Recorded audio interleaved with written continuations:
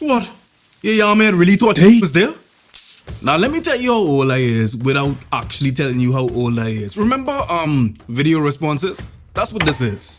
I that old. I was holding court per usual in the tragedy of comments known as Khadija's comment section. And I wish that I was surprised with these responses. The African diaspora outside of the United States recalled their experience with race in their respective regions. Even on Khadija ruminated on race in Gambia. And it reminded me of a revelation that may or may not be that revolutionary. American blackness is in reaction to whiteness. Let's say that again.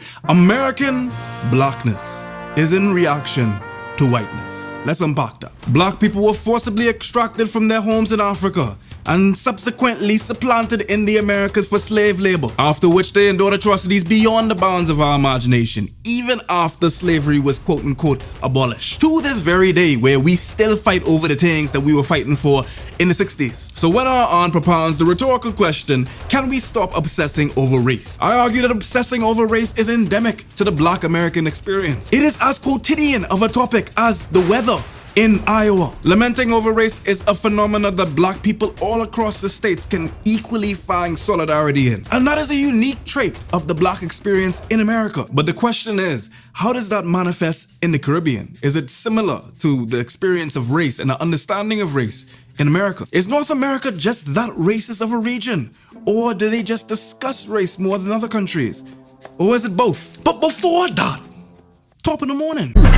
Top of the morning, top of the morning, top of the morning. You give me good love, plus you remind me, so me fi diss you. I know I ain't Auntie Khadija, but you gonna have to settle. Listen, I was literally sweating when I uploaded last week's video on combating Caribbean homophobia. I thought y'all was gonna unsub me in mass, but instead, y'all were empathetic and understanding, which is unheard of in the toxic cesspool that is the YouTube comment section. So I'm extremely thankful and simultaneously humbled by your magnanimous heart. Also, man like Miles proposed that we use brethren, sistren, and idren rather than big man and woman and non-binary folk them. What y'all thinking about that? I like that. Is idren actually the same thing as non-binary folk? Let me know in the comment that you should be submitting anyway in offering for the almighty algorithm. When I was researching this topic, I came across some very interesting findings. Molina et co. put forth a rather simple hypothesis, very straightforward. Both perceptions of discrimination and internalized racism are associated with poor mental health. Not a very revolutionary claim, but the evidence, on the other hand, that was eye-opening. They studied 1,418 Afro-Caribbean adults and 3,750 African Americans in order to observe their psychosis as a result of racism. The study yielded that Black Americans showed signs of past year major depressive disorder. However, Afro-Caribbean people on average did not. Then I went to another study, this time done by McLean et co., which had a different research design, but similar results. McLean them looked at African Americans, Black Caribbean people born in the States, and foreign-born Caribbean people, and concluded that internalized racism was positively associated with depressive symptoms and SPD among all Black subgroups. However, internalized racism was a weaker predictor of SPD among foreign-born Caribbean Black people than US-born Caribbean Black people and US-born African Americans. So my spidey senses started tingling, right? And I began to wonder, what is it about American racism that is so traumatic opposed to Caribbean racism? Which brings me to today's tale from the Book of Foreign. An Ashy youth with blood gushing from his leg picked himself up from the dusty playground floor and fighting back tears, he blocked out and charged towards her. He wanted nothing less than to put this gal in a vape pen. Suddenly, he levitates as if his physical properties lost all weight and favored air itself, until he realizes that he is literally being lifted by a giant in comparison to him. It was none other than Mr. Benaby, the principal of Xavier's lower school. The boy with the bleeding leg sat begrudgingly next to the girl with the grin. That girl is Ashley, and that boy is me. Now you probably like, Foreign, we already watched your video on how you get bullied as a youth. We get it. You was fat and ashy when you was growing up and that caused you get bullied. What that have to do with a If your yam head would listen, hypothetically, this was a life-changing event. And I didn't realize until my introspection, my self-work, dredged up this repressed memory. I was black. I am black, no Michael. And Ashley was literally Goldilocks. In fact, I could have just censored her name and, call her Goldilocks. But my name ain't Cat Black, so I don't play games. I say names. In the principal's office, the line of questioning was this. Foreign, what you do this time? But Miss Moss, I don't want who bleeding. Why I in trouble? She threw me down on the floor and caused me scrape my leg. Oh, this pretty little girl could throw you, a big old rusty boy, down. Well, mother sick. Other people was there. You could even ask Mr. Benaby himself. Well, I actually did ask Mr. Benaby, and he say he saw you hit Ashley. So you sure you want to say that? Well, mother sick. Mr. Benaby lying, cause I couldn't even hit her because Mr. Benaby stopped me. So you admit it.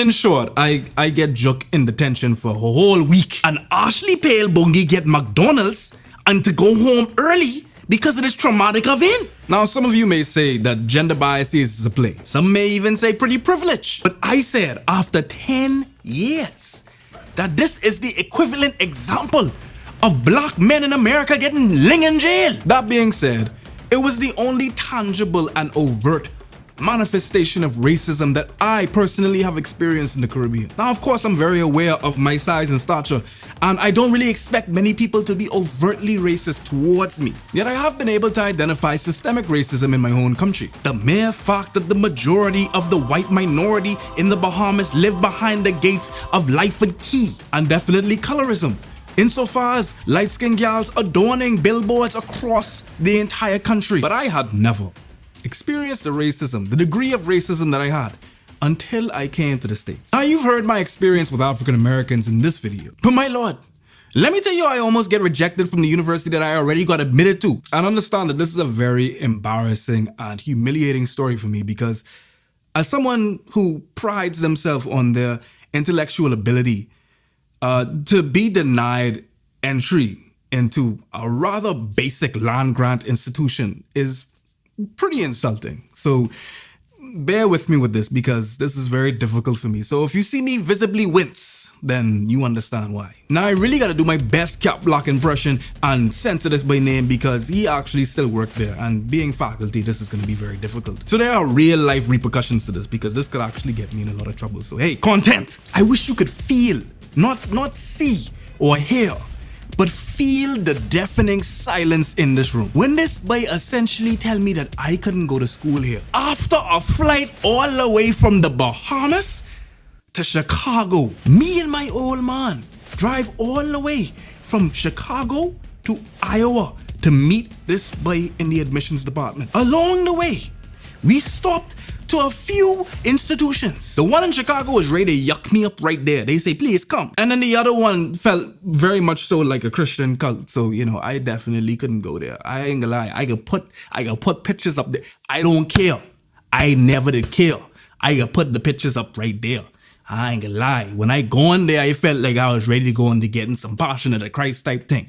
And you know what it is for white people to come up to you and be all like, my brother, thank you for I say, hold on. I watched Jim Jones too. I watched that documentary, big man. You ain't about to get me to drink no Kool-Aid. I like Kool-Aid, but I ain't drinking your Kool-Aid. But once we got to the campus in Iowa, I knew that this was the place that I wanted to study political science. So we get to the lobby to meet the head of admissions. Let's call him Dillard Markey. The fella's name rhymes with Dillard Markey. And then the receptionist called my name. Mr. Peter? Yeah, if you didn't know my real name, now you do. And naturally, the name Peter is an extremely historically white, British, or Greek name. One of the two. Petros is the Greek. Yeah. So Peter.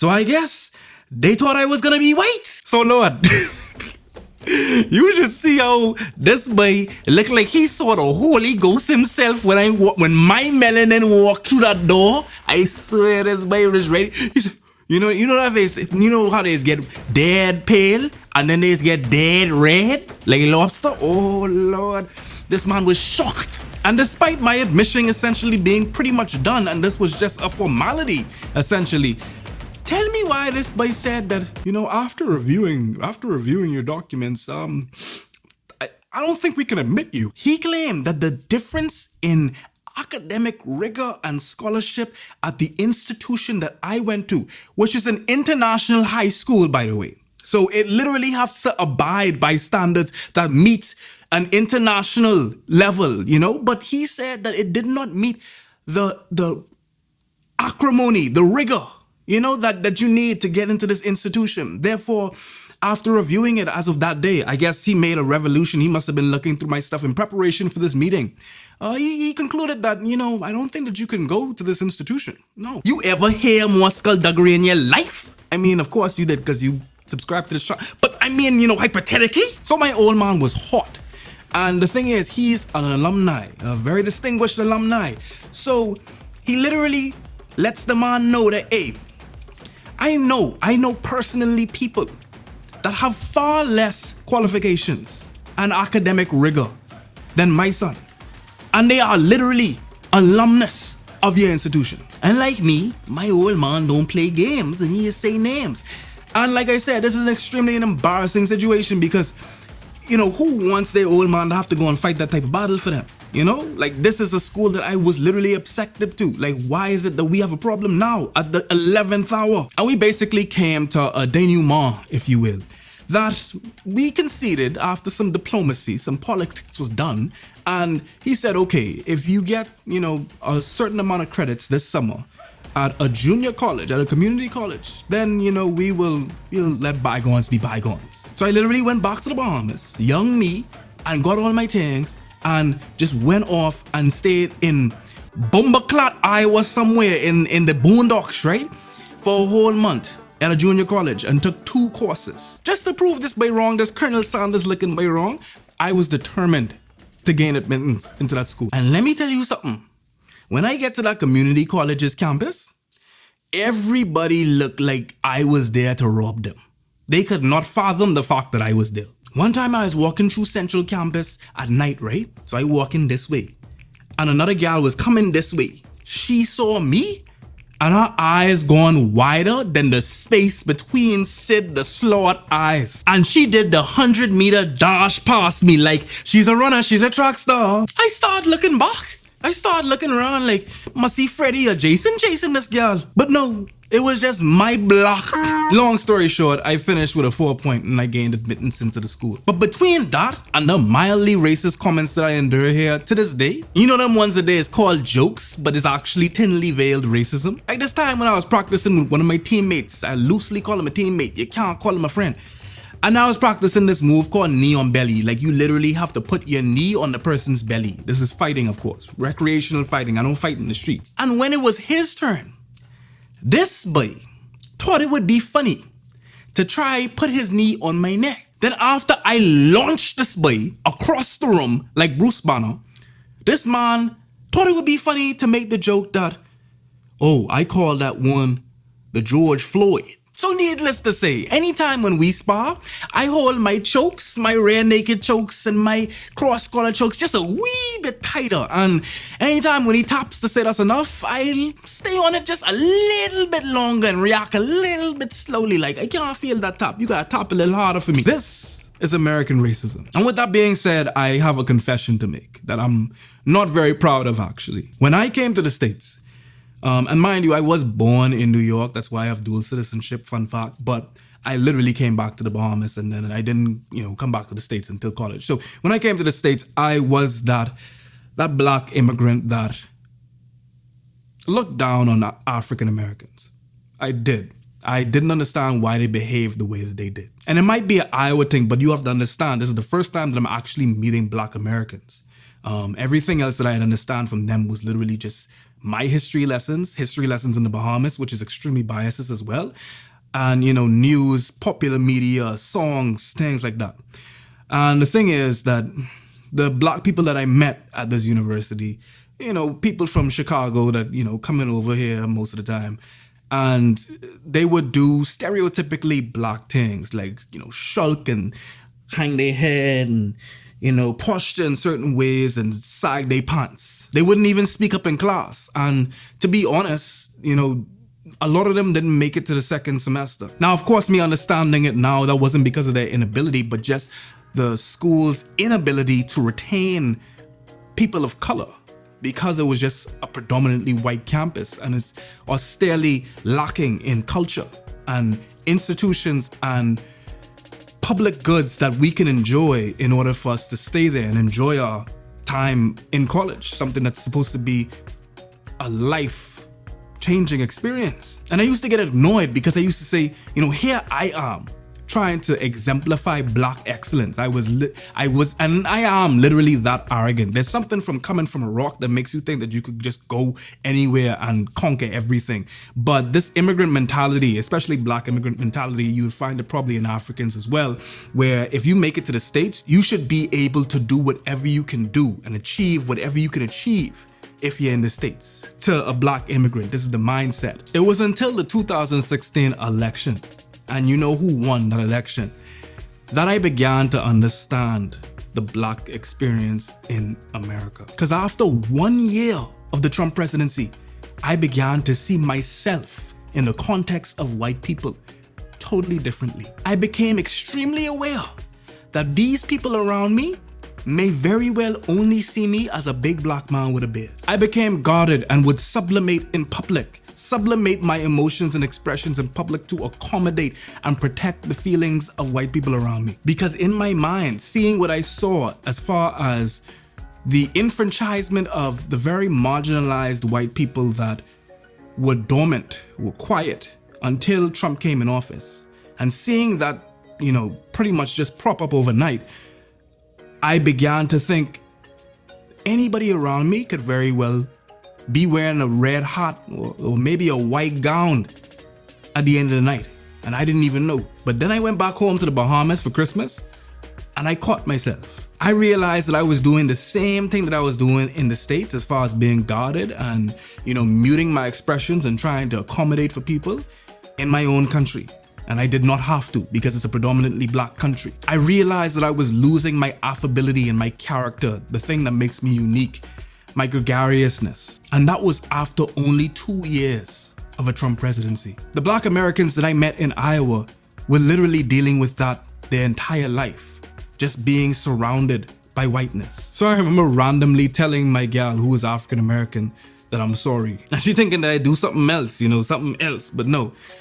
I told her that I got it now. I get what it is to be Black in the context of whiteness. I get what prolonged exposure to whiteness can do to a Black person. And I'm so thankful that I grew up able to aspire to be as ascendant as I wanted to be. I grew up with Black lawyers, Black prime ministers, Black bankers being the norm. That's my foreign privilege that I had to check when I came to the States. But anyway, that's a lot more real than I was trying to get today.